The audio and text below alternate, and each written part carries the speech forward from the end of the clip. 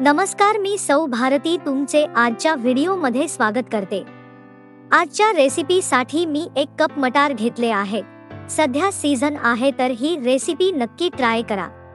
मिक्सरच्या भांड्यामध्ये मटार, त्यात चवीनुसार 2 ते 3 मिरच्या, तुम्ही मिरच्यांचे प्रमाण कमी जास्त करू शकता, 1 इंच आले, 4 ते 5 लसणाच्या पाकळ्या, 10 ते 12 स्वच्छ धुवून कढीपत्ताची पान, कोथिंबीर, 1 चमचा प्रत्येकी जिरे, बडीशोप व धने घालून जाडसर वाटून घ्या व एका बाउल मध्ये ट्रान्सफर करा। हे वाटण फ्रीज मध्ये 1 ते 2 दिवस स्टोअर करू शकता।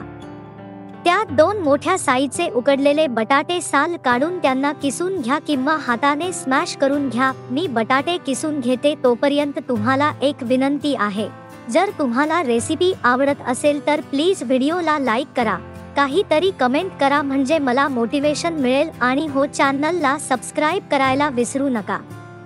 आता बटाटे किसून झाले आहेत, त्यात 1 वाटी गव्हाचे पीठ, अर्धी वाटी तांदळाचे पीठ व अर्धी वाटी बेसन घालून घ्या। त्यात 1 मोठा चमचा ओवा हातावर क्रश करून घाला, चवीनुसार मीठ घालून घ्या। आता सगळं साहित्य छान आपल्याला एकत्र मिक्स करून घ्यायचे।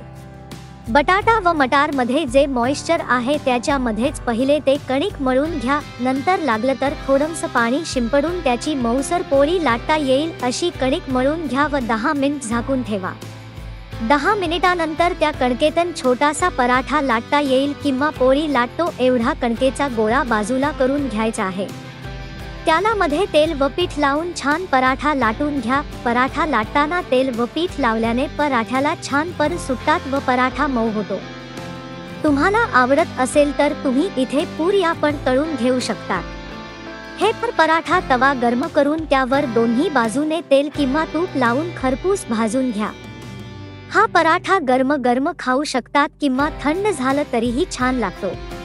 पराठा कुठल्याही चटणी, लोणी, दही किंवा टोमॅटो सॉस बरोबर खाऊ शकता। पराठे किंवा पुऱ्या तुम्ही ब्रेकफास्ट साठी, टिफिन मध्ये किंवा रात्रीच्या जेवणासाठी बनवू शकता। खूप छान रेसिपी आहे, एकदा नक्की ट्राय करा। पूर्ण व्हिडिओ बघितल्याबद्दल धन्यवाद।